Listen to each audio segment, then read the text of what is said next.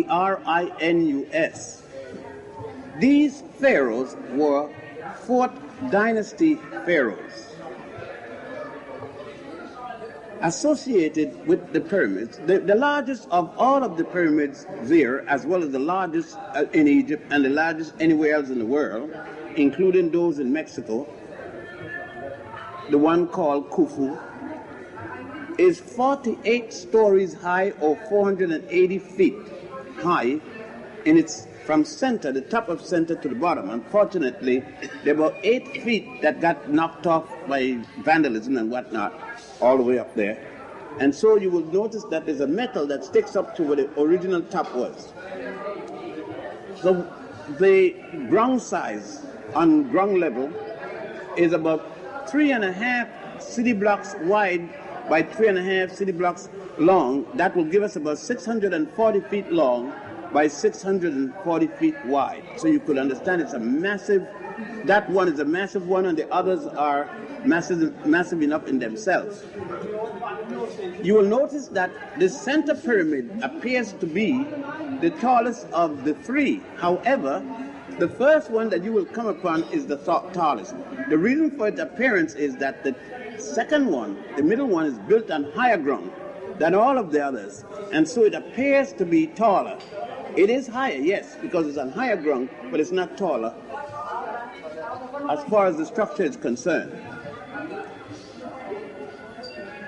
Next to the pyramid, you would see the boat, the Ma'at boat, dug up about 10 years ago, and now there's a museum of itself. You may go there after the tour, but it's not a part of the tour. You'll be able to see it, the outline, as you travel past it, on the way to the statue of god Hamakis, also known as Heru Kati. It is called colloquially the Sphinx of Giza. The word Sphinx is feminine. It comes from Greece. The Greeks have a woman Sphinx, and they thought that when they came, that was the Sphinx here equally, and so they call it the Sphinx of Giza, which is a misnomer, as I stated before. It is the head of Khafra and the body of a lion. Of its type, it is the largest in the world. You will be going to both. I must warn you that there are ropes and other means by marking out the pyramid, the Sphinx, from the public.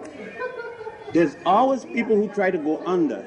That is a very high violation of rules, because the Sphinx is in damage caused by the water, the dampness from the groundwater of the Aswan Dam has affected it all the way down there, and they're putting up a wall around to put a silicone enclosure so that they can bombard it with silicone, hopefully protect it from the water that's causing the erosion. Now, we will be motoring from the Giza pyramids to Saqqara. Saqqara pyramids, the first of all the pyramids known in the world, is at Saqqara. That's the one of Pharaoh Giza, D-J-O-S-E-R, or S-E-R, whom Herodotus later called Giza, Z-O-Z-E-R, step pyramid. We will see that there are many other step pyramids. This is the first, and it is the first of the pyramids anywhere. Plus, as we approach it, there's a temple there, and instead of the Hippo-style hall having 42 columns, it has 40, because Egypt from the first dynasty to the third dynasty had only 40 nomes, and subsequent to the third dynasty, they added 2 more nomes. You will see the first stone structure for human habitation ever built by man, and that's by the architect Imhotep, who was also the builder, also the grand vizier, physician, artist, poet, you name it, prime minister to Pharaoh Giza, and the man who gave us the little proverb, eat, drink, and be merry, for tomorrow you die. We will look through that condition as it is, weather as cool as it is, and hope that we can go into the unfinished pyramid of Unas. Unas is the 6th dynasty pharaoh, and it is his pyramids that's the best preserved writing, hieroglyphic writing of the pyramid text still remains. At this type of weather, we should be able to go in. The only thing about it is that there's a crowd, we can't, so we're going to try to go to our pyramids as early as we can. It's a small pyramid, very small, because Unas died before the pyramid was completed. For those of you who want to go into pyramids, and only the ones primarily that Unas that they allow you in, you can't go into the one of the step pyramid, because the step pyramid number 1 has no chamber, so far as we know, up above the ground, and the one chamber that it has is 92 feet below earth level. And the engineering was so fantastic as early as that there are tunnels from pyramids to pyramids and other things like that, mastabas, 92 feet below the ground. Of course, no one is going to allow you to go there. They're really anthropologists and archaeologists and other Egyptologists go there, and it have to be ultra special occasion when they're doing some sort of research for people to go down in that area. But you could stay from the top, and you can't see in the pyramid, but you could see in the shaft that in the mastaba of Mariraka. We generally go into 1 or 2 or both, depending on the situation of the mastabas. One of Tip-Tahotep and the other of Mariraka. Now, you do have the chance to go into one pyramid. That is the largest of the pyramids, and that's the one at Giza, Khufu. I must need warn you, however, if you have any respiratory problem, any problem with your heart, diabetes, any illness caused by your joints or ligaments or so forth, it is suggested, you have to be your own judge, that you do not go into the pyramid and go up to the top of the inside. We suggest that if you want to see it, as you go up, there are a number of steps on the outside and then you go in, that you can go one landing up, it's no more than about 10 feet up, and look just for your own satisfaction, and then come right back. If you push yourself, you may cause yourself damage. If the temperature in Cairo is 90 degrees, you can add another 30 degrees inside the pyramids. So that if it's 100 degrees, it's going to be to 135.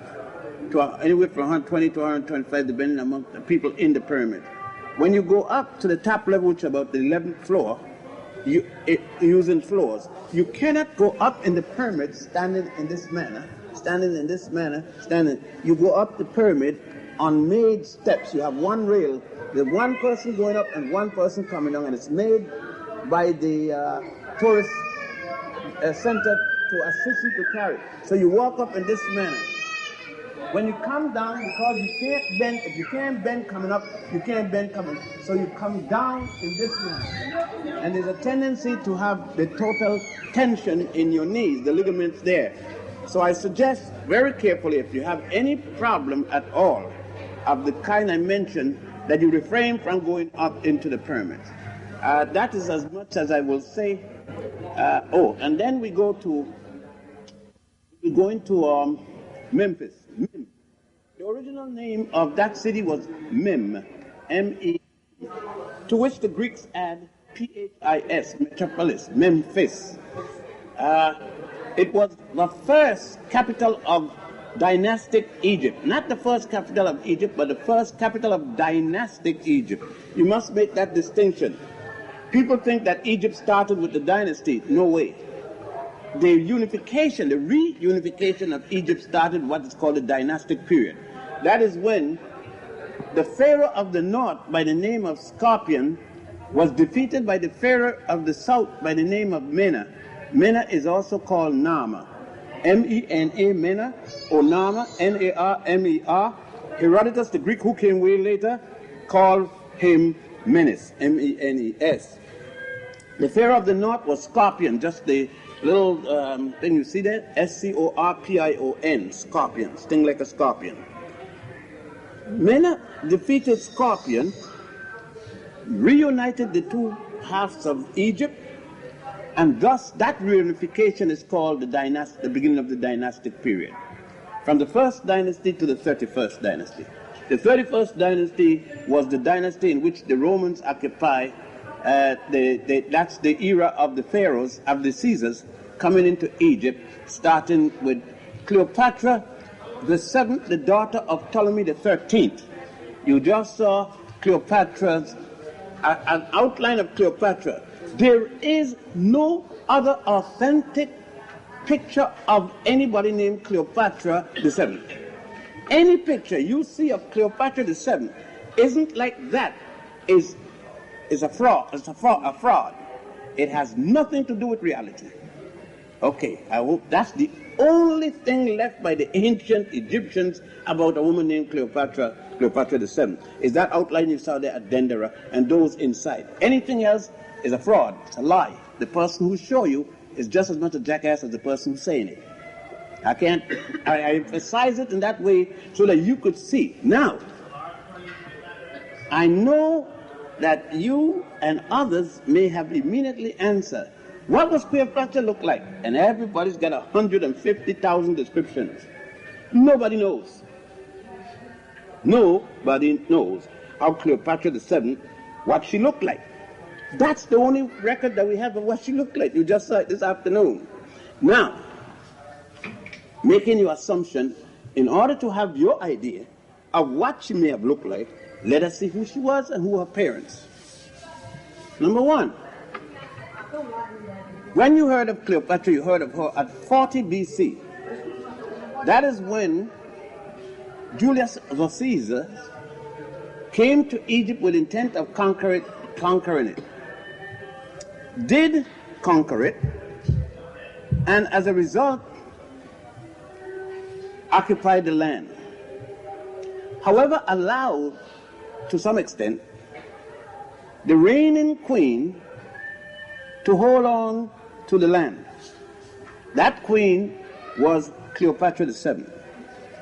What is the word Cleopatra in the first place? Cleopatra was the name of the female part of the Ptolemy family. All of the males of the Ptolemy family were called Ptolemies. All of the females were called Cleopatra. Who was Ptolemy the first now?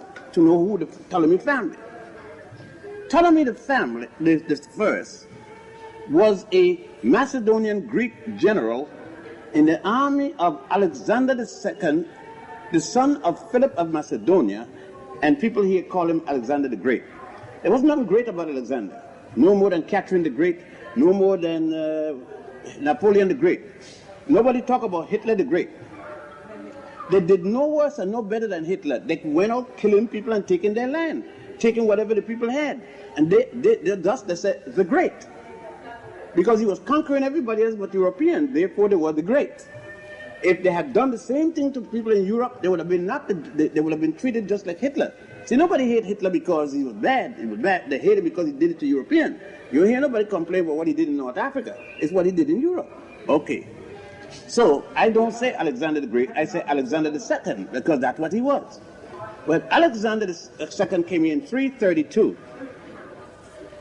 And when he came and occupied the land, he subsequently died in 327. There are a lot of rumors that he was killed, he was this, he was the other thing. It doesn't matter really for what I'm talking about. But as soon as he was killed, overthrown, died, whatever the case may be, in 327, all of the generals, the lands that he conquered, he left the general. The generals refused to take order from his brother, Philadelphus. And thus, they each grabbed that particular land which they were placed in charge of. The general in charge of Egypt was a general by the name of Soter, S-O-T-E-R, of Greek, also like Alexander, of Greek Macedonian parents. Soter immediately thereafter changed his name to Ptolemy and called himself Ptolemy I or Ptolemy I. Thus we now have Ptolemy the first. The first Ptolemy is a European of Greek Macedonian parents. Ptolemy then, at the time, forced the local princess to mate with him. Not marry her, but to mate with him. She was of Persian. The Greeks replaced the Persians. She was of Persians and indigenous parents, Egyptian and Persian parents. The Starop of Persia was her father, and an Egyptian woman was her mother, a woman that they took out wherever, raped her, and produced this offspring. This is the beginning of the source of Cleopatra. The two, one Persian, Egyptian, the other one Macedonian, and the father side Macedonian Greek. So there you have the Ptolemy line all the way to the last of the Ptolemies, Cleopatra the Seventh. Okay? So now you could decide what you want Cleopatra to look like. It's up to you. I don't know. You got it. Because you got all those Ptolemies and Cleopatras in between. The one before Cleopatra the Seventh was her aunt Cleopatra Bernice, who she poisoned to get the throne.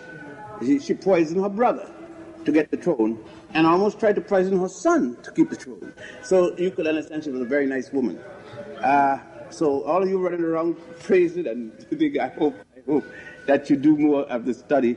And that's the Cleopatra. And as again I repeat, the only image of Cleopatra, and it is as much as an outline, that the Egyptians left, or might have had, some may be under the ground someplace, but nobody have ever found any besides that one. Okay? Now, so when you see those pictures of Cleopatra, and you see those books with Cleopatra's picture in it, go and find the European who posed for the picture. If some of you careful enough, then you'll pose for the picture. But I'm not doing too much poses for that. Since we have touched on Cleopatra, now let's go to the temple where we just left, the temple of Dendera. Dendera is the place, but it's generally given the title of the place. Temples are called after the city in which they are. It is dedicated, of course, to goddess Hathor, goddess of beauty, goddess of love, you name it, anything nice. Hathor, the wife of Horus, Heru, the proper name is Heru. Hathor, H-A-T-H-O-R, is the Western spelling, or you could spell it Hathor, H-A-T-O-R, without the H. Horus is a Western or Greek spelling, H-O-R-U-S. He is also known as Heru, Herosa, and a number of other ancient Egyptian words that describe him. Like his father Osiris, or Osaru, Osaru being the Greek, the indigenous name, the hieroglyphic name, he appears as the falcon, which you have seen. But there is a distinction between himself and the father. Sometimes the father doesn't appear as the falcon, and in cases even appear as a human form. Because Ptolemy the 12th, the father of Cleopatra the 7th I just referred to, made the Egyptian workmen at that time place his face on the body, place his face on the body of Osiris, thus calling himself Neus Dionysus, or the new Osiris. So that whenever you see Osiris shown as a human form, the head, it is not the ancient, but it is from the time, it can only be from the time of the Ptolemies, particularly Ptolemy the 12th, who forced that kind of imagery. On the other hand, as I said, Osiris is the one that is always shown in terms of the resurrection. And is always shown in terms with the sun disk, symbolic of God, Ra. One of the things that you know that Ra was one of the earliest, if not the earliest of all of the gods, because regardless of which god you're seeing, either he wears a symbol of Ra, or he refers to Ra, or something in terms of Ra. This you see on all the temples. In this particular temple, one of the most sacred of the temples, and you would notice that it is a temple like most, all that you have been, not most, all of them that you have been to thus far, built on older temples that preceded them. Some of these temples were destroyed by one or more earthquakes. It seemed as if Egypt was subject to earthquakes. About in June, I was here. There was an earthquake centered in Aswan, and I happened to be in this same building the morning about 4 o'clock. You remember? And it's the first time I was in an earthquake that didn't tremble. The building rocked, swayed. It was a funny feeling, just swayed, and it was centered at the Aswan Dam, and everybody was scared that the dam would break loose. If it did, I was on about the 3rd floor, I would have been drowned. That's how, if that had happened, the water would have, all the way here would have been that high or higher. So there was tremendous fear for at least the aftershock. The aftershock did not come, and so the earthen dam held. But Egypt is a custom, and many of the monuments have been destroyed because of that reason. In that temple you saw, and if we had time to really give it, I don't know if Muhammad had carried you down, at the side of the Holy of Holies, there is a little underground vault there where they stored the wealth. Did you go down in this one? No, we didn't. Okay, all right. It's so small, and it took so much time with that many people. But there were some beautiful paintings and things in down there you could have seen. But all right. Next, this temple is so unique. It's the only temple in all of Egypt where the cartouches are unfinished with respect to who built what and at what time. Thus it is.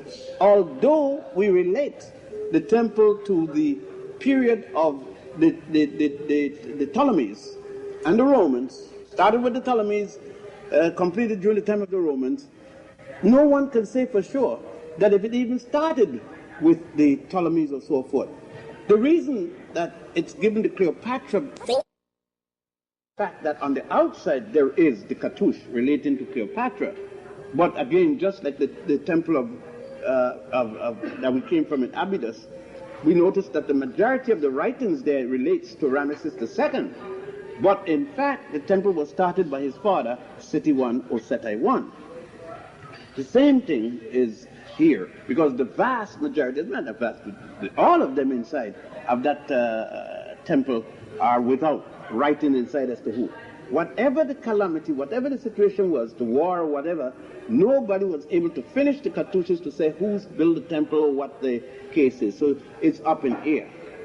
However, in the chapel, the kisok, you know, the kisok or chapel, that's what a kisok means, by the way.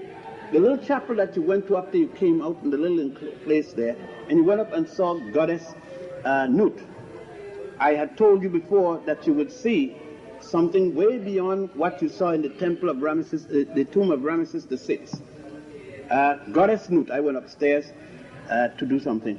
Goddess Nut, you saw there, giving birth to the sun through her vagina and receiving the sun in the night through her mouth, the whole rotation. Because the ancient Africans did not believe in the beginning of the world and the end of the world. There was no such thing. That's strictly European. Judeo-Christian is thing about the world beginning at a certain time and end at a certain time. There's a process. They believe that there were period of development in which God came from the abyss, the deep, the deep.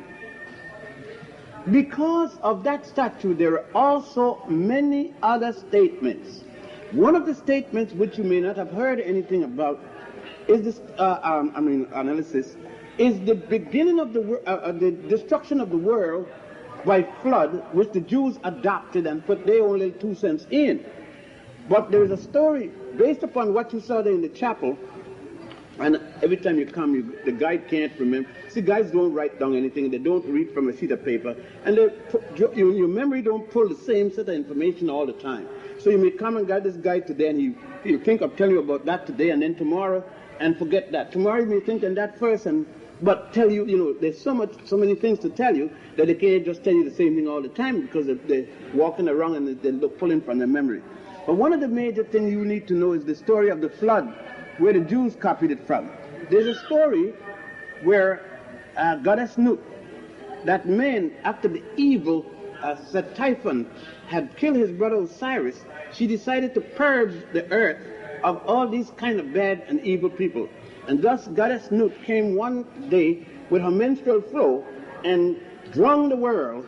At least she thought she had drunk all the people in the world. But there was this one wise fellow with his little group, realizing this, said, and knew that Goddess Nut would come back again to make certain that everybody had gone, and to anybody left over, she was going to drown them. And so he got some red dye. And guess what? How he made the red dye? He made the red dye from kakade.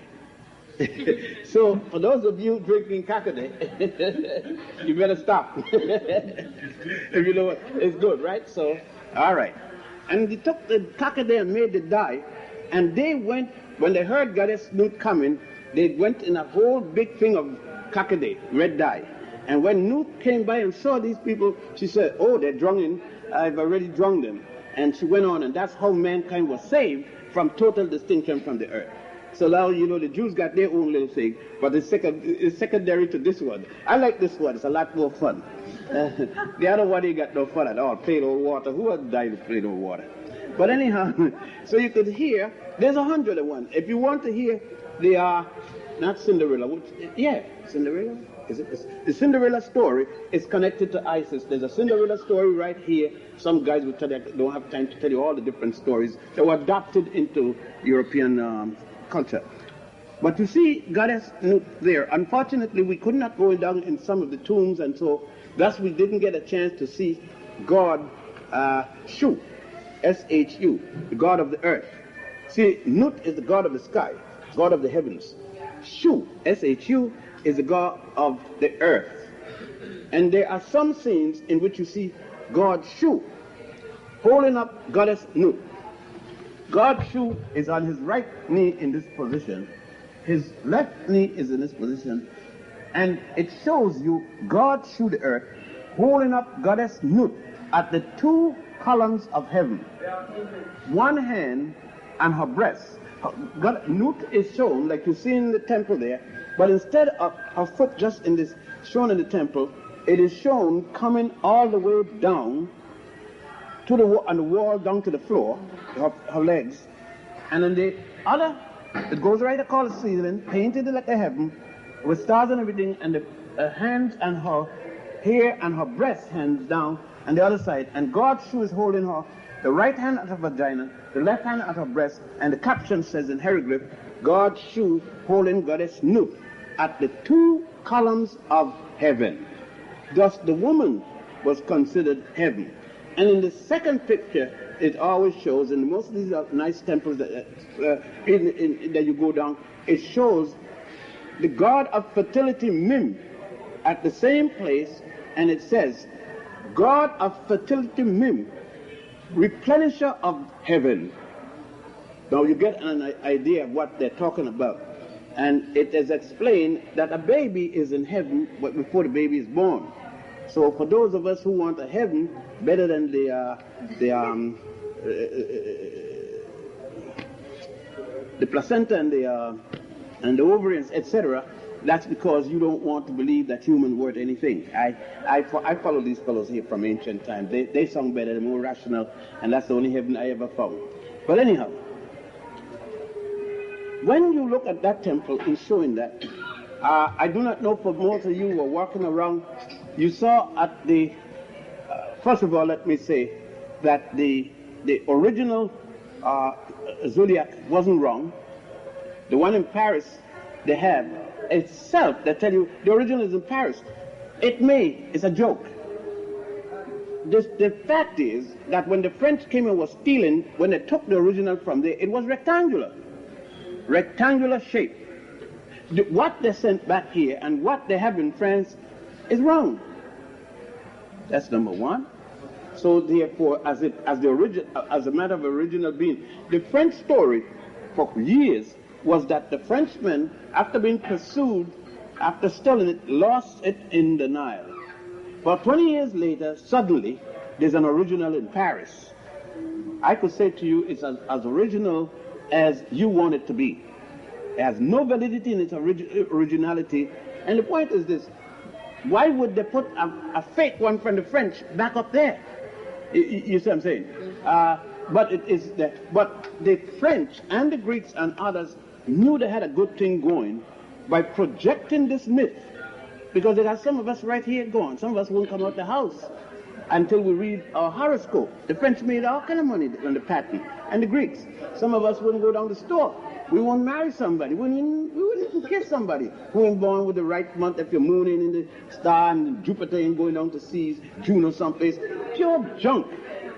And most of us live by it. So the French got a thing going, and the Greeks. It has nothing to do with reality, the zodiac. Now, when we go into the next room, the ante-room next to there, you see the whole story of the murder of Osiris, the resurrection of Osiris, the symbolism of resurrection being the male penis, and so forth.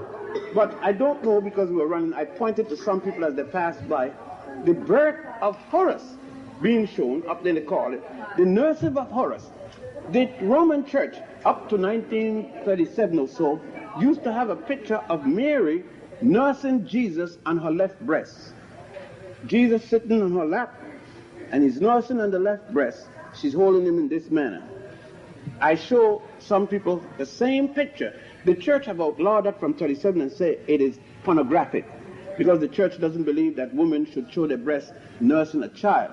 I guess the Pope have never had no mother to nurse him, so the poor fellow, at the time in 1937, he got mad with everybody else who was nursing. Of course, they're trying to kill the child now.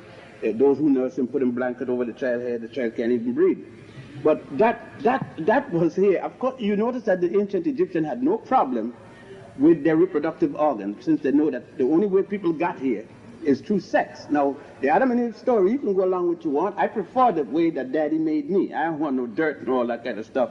That ain't no fun. I want Mama to realize that I was being made.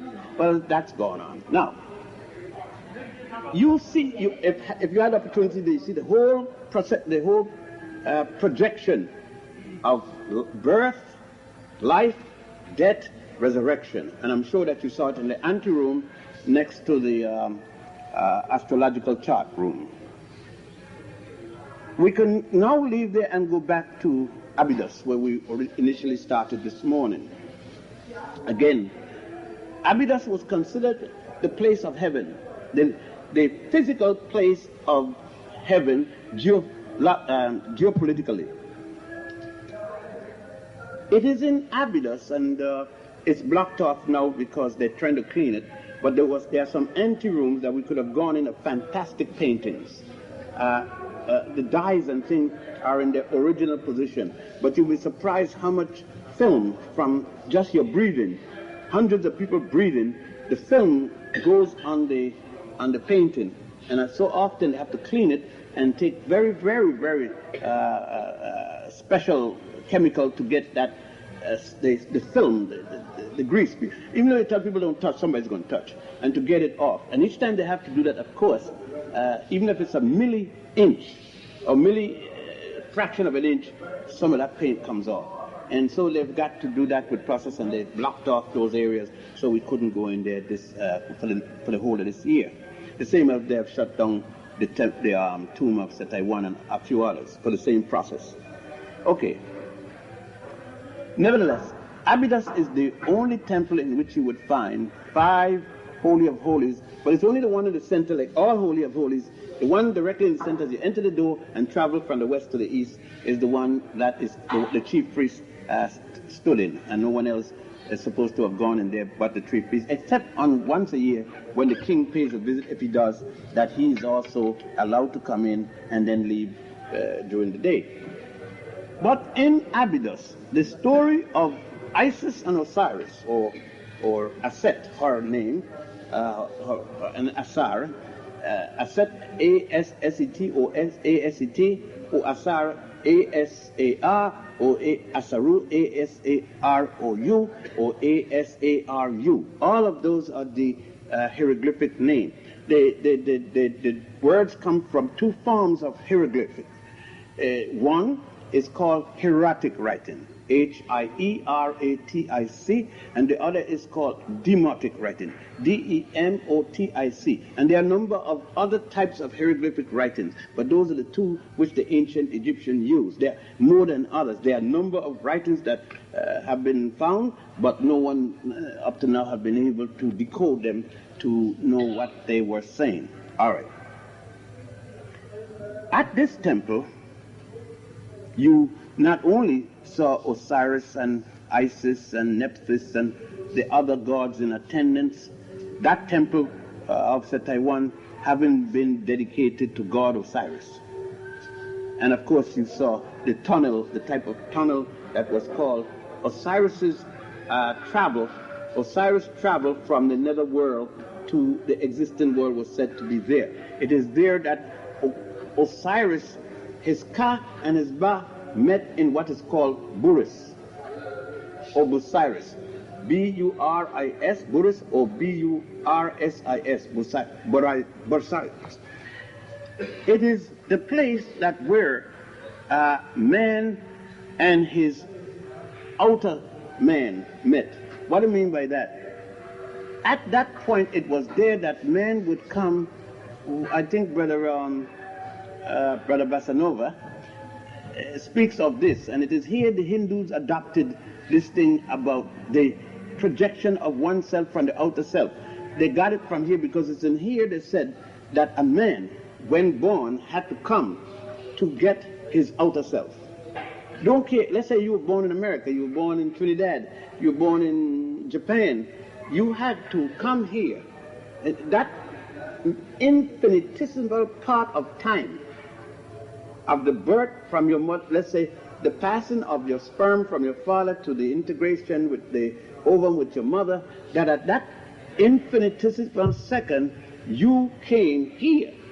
You came from your mother spiritually, whatever it is you want to explain it. But men, the ancient Egyptians said all people had to come here to receive that outer self with the physical self. That's the theory. And it is there in that tunnel it's supposed to have all taken place in their theosophy. And therefore, in the Christian theology, you find it established, I am the I am. Before I am was I am. That's where it comes from, and the Jews adopted it in the Torah. Jesus is supposed to have done it in the Christian theology, where when asked if they say that you are God, are you the God of so and so and so on? And Jesus says, what you say I am. For I am the I am. This was the answer, which was a negative answer. It didn't say yes I am or no I am. And again, it comes from this training here. Abydos, not only that, if you heard me and you were there when I was going up the step, I asked you to count the amount of steps that you went up in the first, as you enter the gate. And there are 42 of them. And everyone counted with me, found 42. This temple was designed strictly on the basis of the Osirian drama. In the book of the coming forth by day and by night, that is the correct name. So E.A. Wallace Budge, in translating the papyri, plural, of papyrus, of Hunefa, the papyrus of papyri of Annie, the high priest Annie, in what is called the Book of the Dead, as he translated it, giving it his English translation and interpretation, which should have been the book of the coming forth by day and by night. He calls it the Book of the Dead. You can buy a paperback copy as cheap as $3. And in the section of the Book of the Dead, you would find what is called the Osirian drama, the drama of Osiris. And in that, they speak of the 42 towns, the 42 gnomes, the 42 gods, the 42 this, that, and the other thing, the numerology of the Book of the Dead. And it is in that you find the negative confession. Hail Annie, I have not. And that's the reason it's called negative confession. No, not because itself something is wrong with it, it's negative. You say, well, he's acting negatively. That's not the meaning. That's being obscene out of behavior. It's called negative because it's answering a command. Instead of it saying, in the term of a commandment, you shall not, thou shalt not, you must not, it is saying, I have not, meaning that if these negative confession, the responses go back to at least 4100 BC.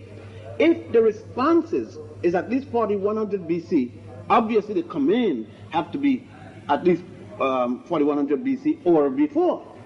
Now, if the responses are 4100 BC, then we automatically know that the Ten Commandments, supposedly given to Moses, an Egyptian, because they said in the Torah, that the Hebrew Bible, the Old Testament, that Moses was born in the city of Goshen.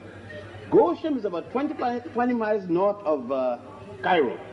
It says, and that Moses, when he's living to 85, his altercation with Ramesses II, or another pharaoh, his 40 years in the desert, the wilderness, will bring us to about 1196 BC, when God's supposed to have given him the Ten Commandments at Mount Horeb in the Sinai desert, Sinai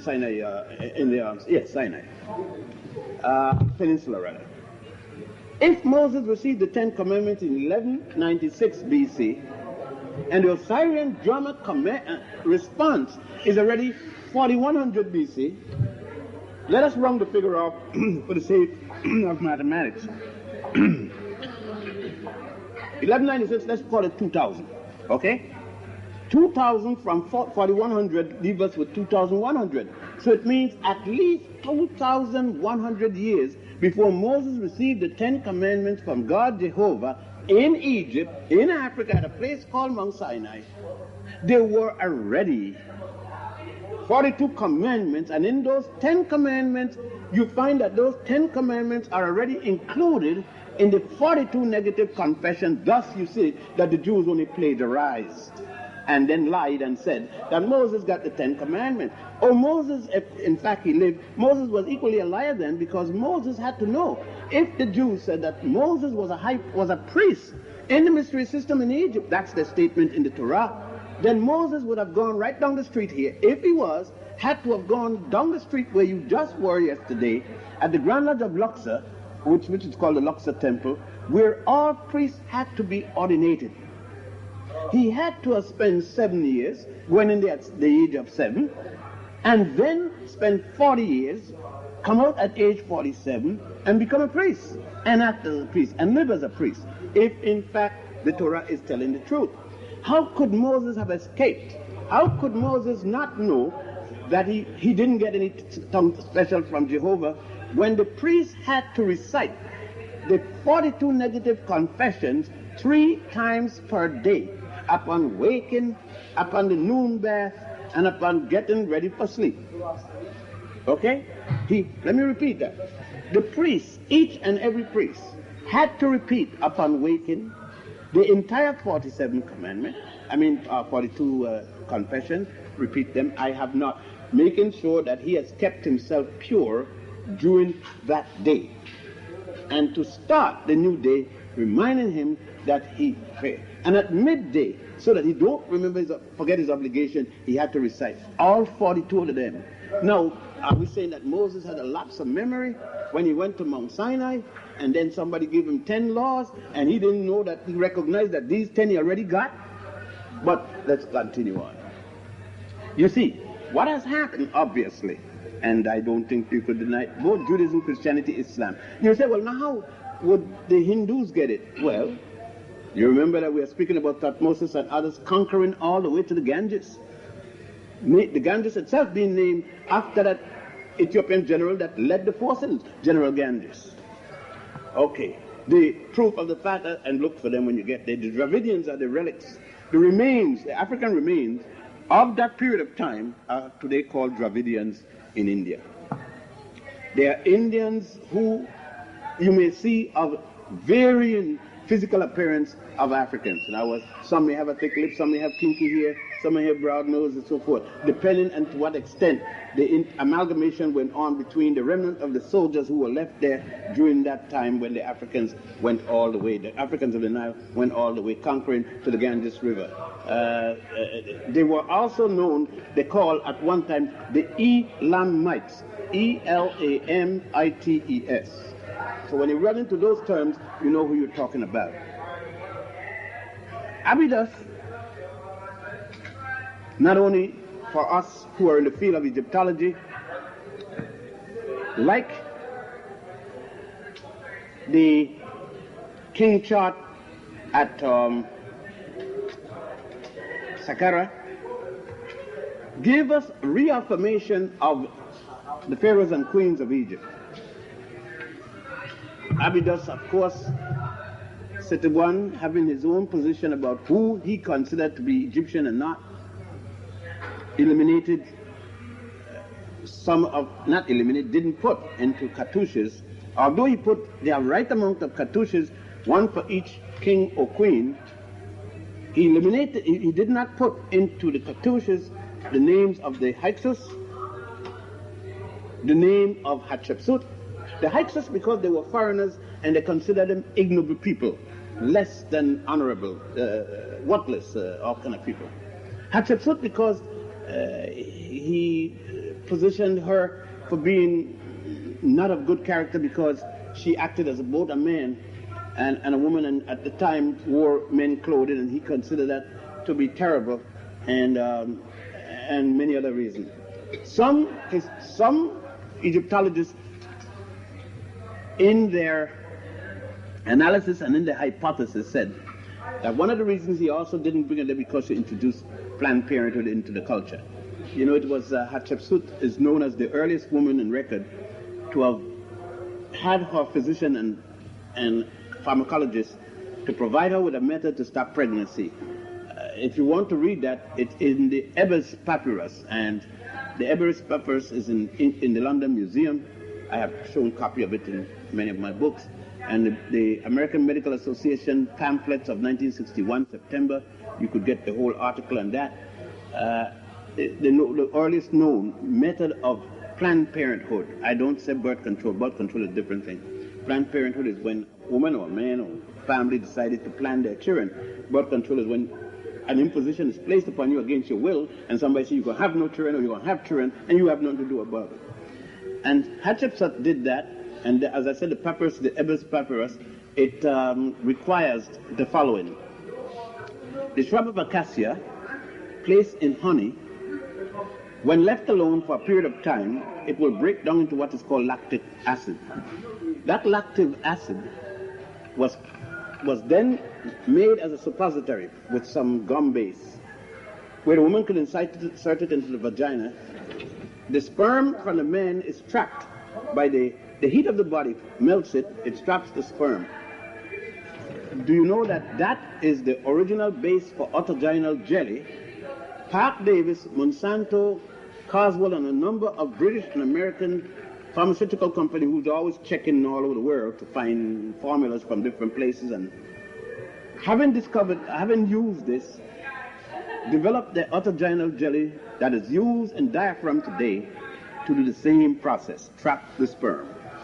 And it's only in 1961 that they decided to publish the source. I was fired from Columbia Teachers College for introducing that in a classroom at the wrong time when my chairman of the department was there to listen, you know, to come around and check your teaching skills. And Dr. Linton, who was a Roman Catholic, Ralph Linton, chairman of the department of anthropology, heard me say that and said right blank on line and said I don't need to come back and pick up my check for the year. Right in the classroom, because he was perturbed that I would say that there was Planned Parenthood before Sagna. What's her name? Margaret Sagna. But when the American Medical Association came over in 1961, I didn't want the job I was working on. I sent him a copy of it and asked him if he had any comment. And he sent back a copy. He sent back a letter and said, "Wrong or right, I'm the chair of the department." But that was all right with me. Now, this temple, then Abydos, equally was the center of it was the most holy of holies of temples in antiquity. The one here at Karnak was the major one. And of course, the educational system was right down the street, the Grand Lodge, where this here was the center of an educational system later called Mysteries system. What was mysterious about it? Nothing. Nothing whatsoever was mysterious about the mystery system.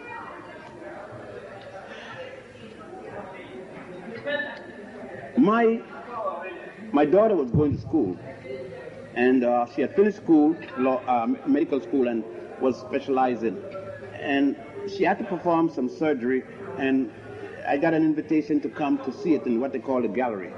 I was sitting in the gallery, and the operation for the day, some students were taking their surgery, and they were doing something in the heart, surgical operation in the heart. Don't ask me what it was, bypass or whatever. But anyhow, I was sitting there, and I was sitting on the edge because I couldn't see all them spaghetti. They had wires going here, wires going there, tubes going there. And the man looked like he was hooked up to a spaghetti tray. And for one moment, when they started to lift the man's heart out and all of that, I hollowed, oh my God, that's mysterious. And my daughter sitting next to me said, Daddy, I'm surprised at you saying that. Ain't no mystery, you made an error. He's going to get a demerit there. And I'm saying, girl, shut up, you're disturbing me. But when it was over and I started, she said, Daddy, you said a mystery. And you don't use that. I says, you're right, it's not a mystery. It was a mystery to me because I didn't know what the hell was going on. But to her, she thought the guy was making an error. So you see, it was no mystery at all. It was commonplace to her. A mystery is that which you see going on and you can't explain or don't know. Okay? So a mystery is not normal as could be. It is normal to those who know, but mysterious to those who don't know. That's what I meant. Nothing went on inside it was mysterious to the priests, especially the high priest. But it was mysterious to the people on the other side of the wall. Thus, they on the other side of the wall call it the mystery system.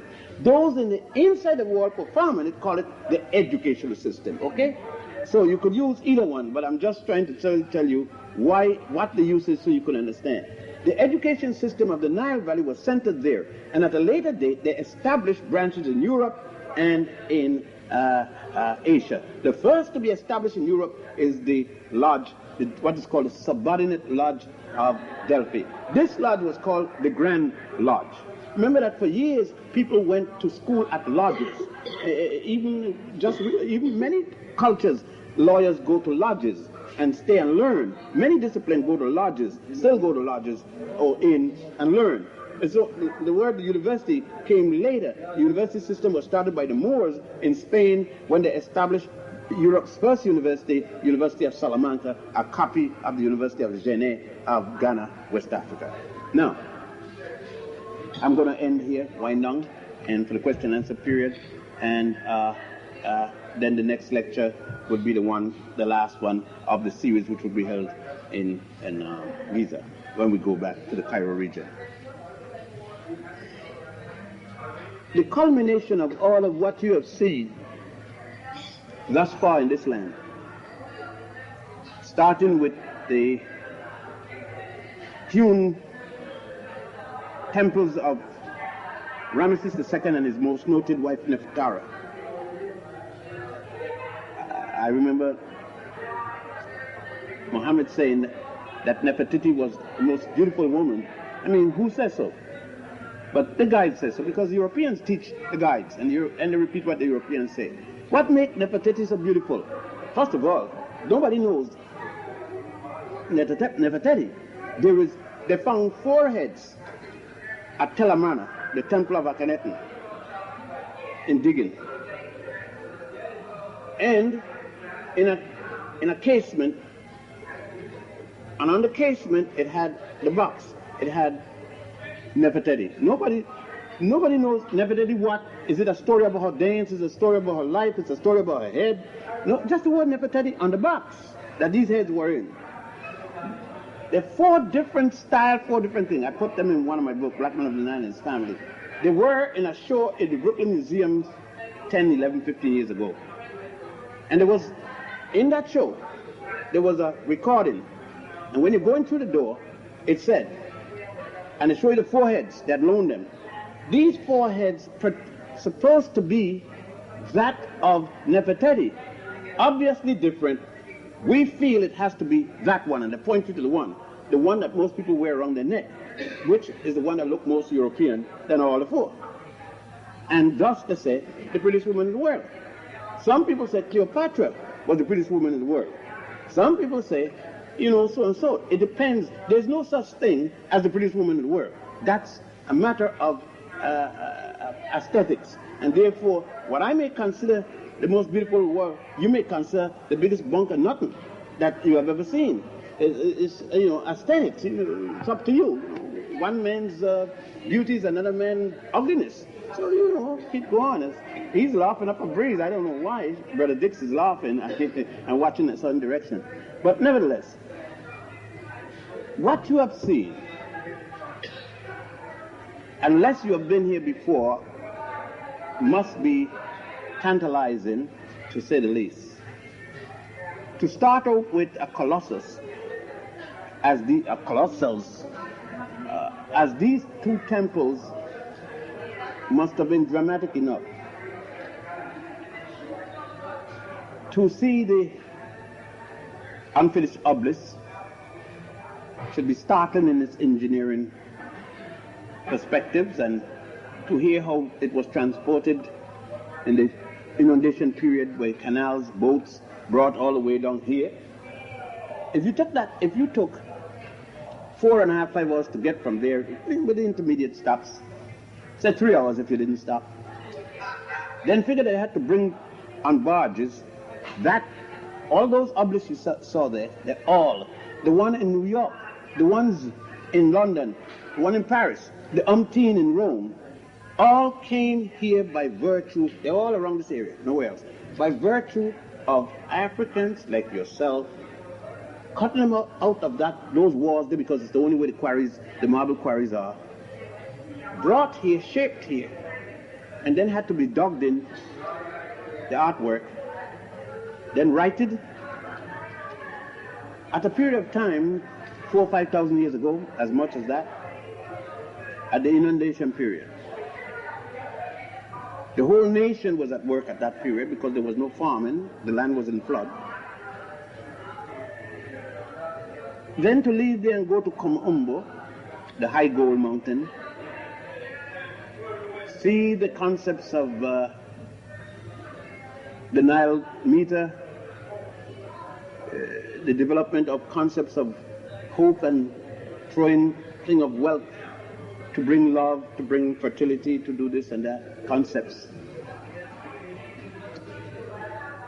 The calendar and its usage, months, years, telling time by the moon, 365 and a quarter day corrected each 7th year. Again, that gave light to the such and such a person live 1,000 years. I mean, it's a joke. The calendar, the year wasn't shorter, it was longer. It was a quarter day longer than the present year. It was 365 and a quarter day long, corrected each 7th year. Now it's 365 days, corrected each 4th year.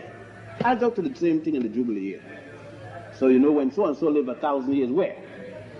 Well, the best of things now, people ain't living no 1,000 years. Nobody live 200 years. You lucky you hit 120. Ultra lucky. You've had your extras, and your extras multiply its extras to the 10th degree. But nevertheless, 10th power rather. But you could believe whatever you want because, belief is a belief. We got to then leave there. I'm sure you had that exciting thing with your brothers and sisters at Dabud. We leave there, not wanted to leave and had to leave, and we got to Edfu. You see what happens to people like myself called Egyptologists, the constant thing that we go through. Everybody was convinced that that temple was, yes, rebuilt, and a temple was built on it, and blah, blah. But what happened? The yards start to sink to one level, and people walk and would fall and get hurt. So they decide to take up the stone, put some more sand, level it out, and put back the stone. So what we find now, a whole new revelation. All kinds of things. We don't find that underneath those things were the stones of a different temple that was there, going back to the time of Hatshepsut. So that temple isn't from 320 to 12. We now find at least it's from the time of Hatshepsut. That is before there was a Greece. Therefore, there couldn't be no Alexander here, no Greek here. There was no Greece when there was a Hatshepsut. Hatshepsut go back to 1540, back way there. 18th dynasty. Greece doesn't start until at best 1000 BC. So what it means now, all of us going to have to come back here, study these things. They're going to collect all those things. They're going to put them in a place, and then they'll call the Egyptian, they'll make extend an invitation, and there'll be a big conference somewhere in Cairo or where else. I hope it could be in the new thing, the hotel where we get all, because it's free, they pay for it and so forth. And we come here, have a ball, and look at it. then go back to make analysis. A bunch of people will start studying to make statements on it and so forth. So that there's always a revision, because Egypt cannot be completed. You can't complete Egyptology because it's not completable, since the evidence is not all in. There are too many unknowns in each king to say this is it. That's why we always say it appears to be. And for all good and purpose, barring new evidence, this is what it appears to be. All right. And then to get here to this station, the Valley of the Kings, I don't need to speak to you, to go down in the tombs.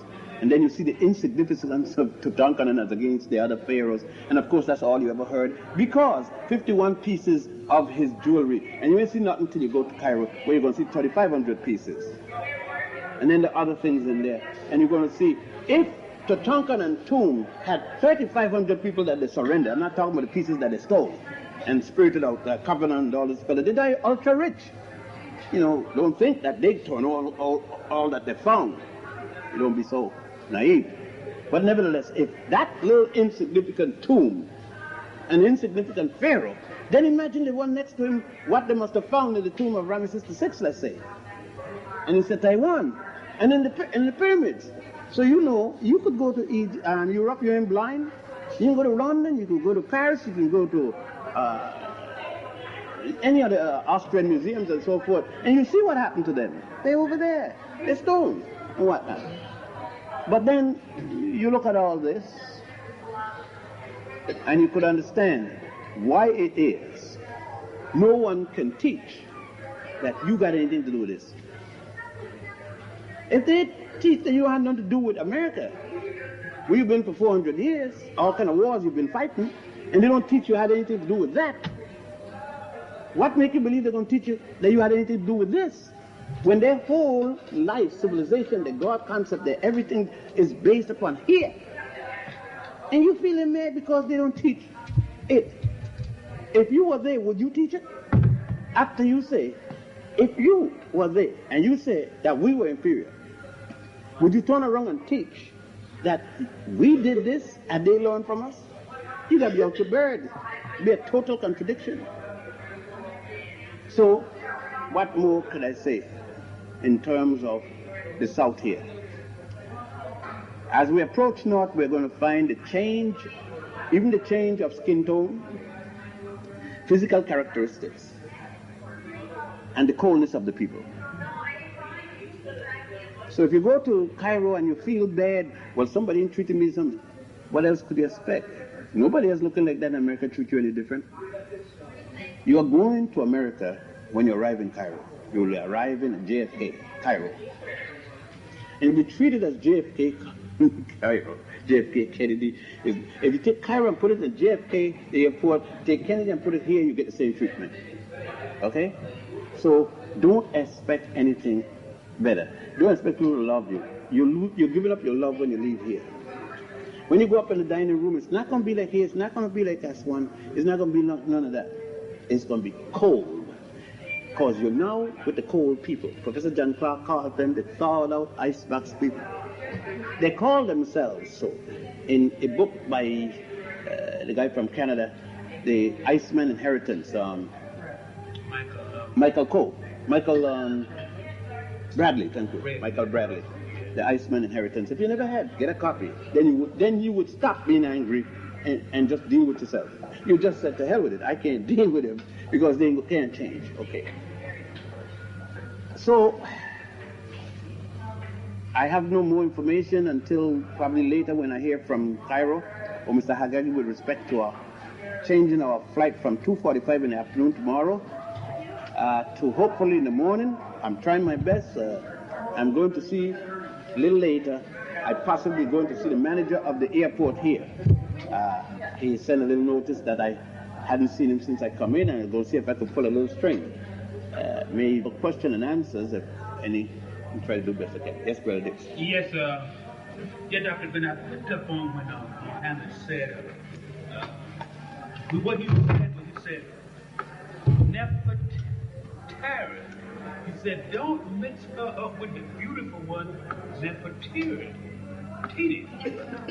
I started to challenge him But I said, no, I don't want to mentor, so I let it go. But I wanted to say to him, why did he say that Nefertiti was the beautiful one when he immediately said after that that Nefertari was Ramesses II's most favorite wife? He said he had some 66 odd wives, or 70 of them, he stated. I've always heard 60. The wives change depending on their guide. But he said she was the most favorite one. Well, if she was the most favorite wife of his, then at least she must have been one of his beautiful wives. Well, not necessarily. She might have been his most intelligent wife. It might have been. See, these things about most beautiful, most intelligent, these are conjectures. They have nothing to do with reality because there is no way in the writing that the ancients said she was the most beautiful. This is their conjecture. Right. You see what I'm saying? A lot of these things that guides and professors write, conjectural. It has nothing to do with what they've read in the hieroglyph. That's their own interjection, their own little bias and whatnot. And you got to be that's a thing that we have to be very careful with in dealing with these old. And that's why I say I don't conjecture. I don't hypothesize on what it could or should. I just say, this is what I find. You can find it at that source and don't add nothing to it. It's like the nonsense about the Queen of Punt having elephantitis. Pure nonsense. Where have they found that? They see the woman look like that and they decided, since she doesn't look like a European, then she had some disease and they call it elephantitis. Simple as it is. If you look like Twiggy, then she'll be all right. There's no such thing as that. What I really wanted to say, Dr. Ben, is I've often heard you say that years ago it was just you against the rest of the world. And that sort of stuck in my mind. And now I don't think it's just quite you and the rest of the world. At least there are some of us have opened our eyes. Thanks to you. And I'm certainly grateful to you for all I've learned from you. How you help me. But I want to say that I think that if what we learn, if we don't put it to some use, then we have just spent $2,600 to come here for nothing on a vacation. So I mean, we have to try and put it to some use when we go back home from now on and forever. Hopefully our eyes have indeed been opened because we got to depend on the younger people, like you, Doris, and young people to carry this message over to and spread it out to our young people, because we do need to redefine our own history, especially now that the find we see that they have discovered in their food, and because they are not going to say, as Dr. Ben says, say anything good about it or teach it to us. So we have to depend on ourselves to get this information to our people. And I think that's very important. My question to you is this: does the Holy of Holies always run east? No, there have been some exceptions. Okay, There's some exceptions, very few exceptions, in which the Holy of Holies run north and south instead of east and west. I just want to know, and I think you know why. Well, let me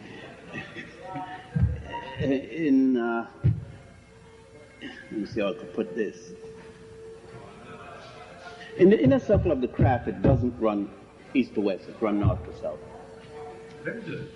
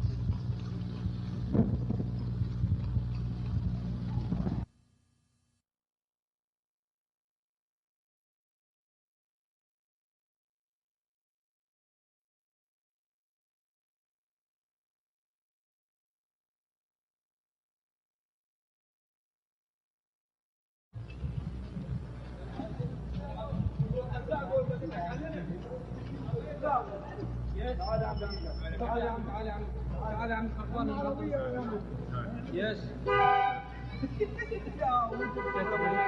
We're invited to visit my shop. I know, but we're just going for a ride today. Okay. We're gonna walk back. We'll walk back. We're just riding. No charge for looking, 1 minute. We come back on foot. We'll come back on foot.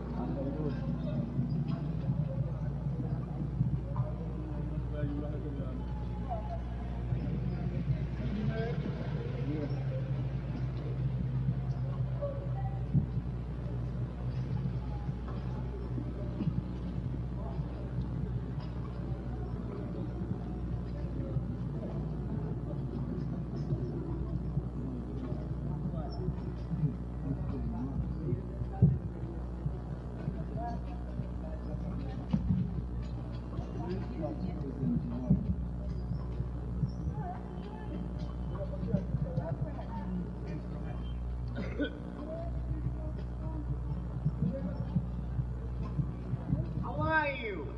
Fine, fine. How you doing yourself? California. Yeah, keep going. Keep going.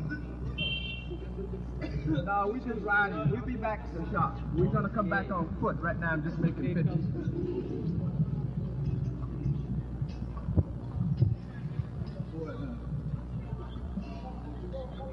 Oh, I agree.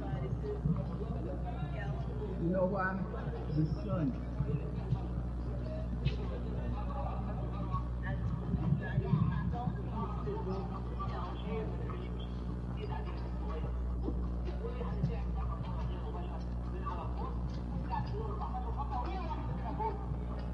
Okay.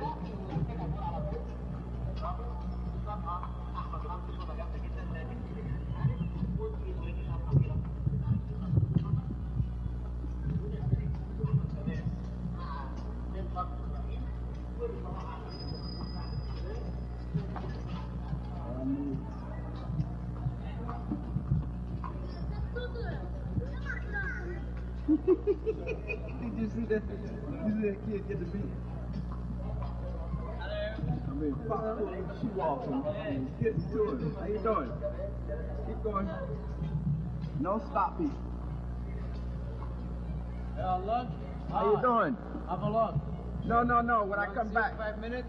No. Just Keep look, only going. 5 minutes. There's no charge for lunch here. No, I'm trying to do some filming, see, and I'm coming. Menacing. I'm gonna walk Egyptian back. fabric with Egyptian dresses. It's very pretty style here. When I come back. Just see. Sure? Yeah, I'm coming back on foot. Right now I'm trying to do some filming. I'm trying to film the market before the sun go down. عايز حضرتك مش مشتكين. See? بس رجعوا تاني مليجي. But I'll be back. Bye.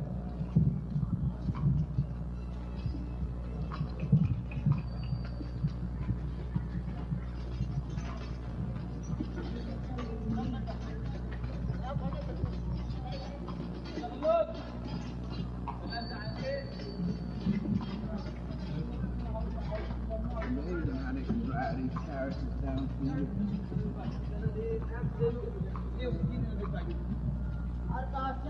Woo, my God. I mean, it's tight. When they come down,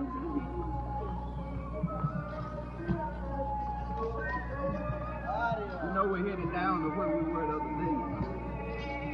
Remember when we bought the stuff? Yep. Yeah, keep going. Don't stop.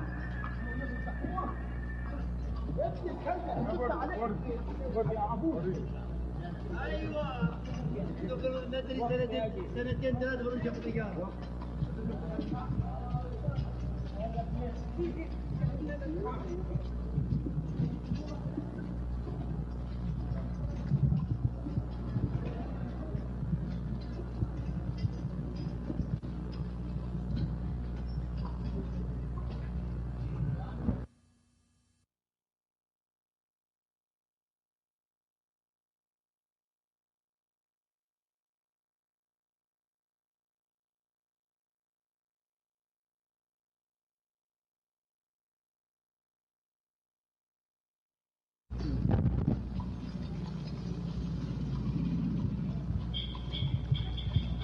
روح الخلا الخلا Yeah, straight ahead. على طول Yeah, straight up. غير على طول Uh-huh.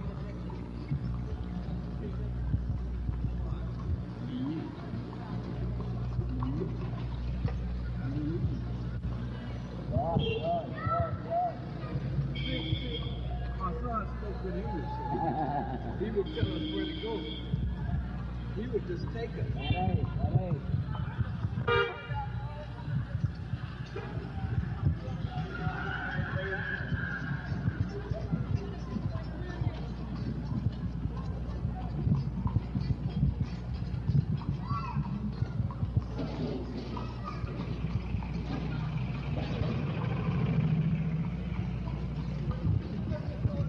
أوديكم الخلا الخلا محمد يبقى 5 باوند No, no, no.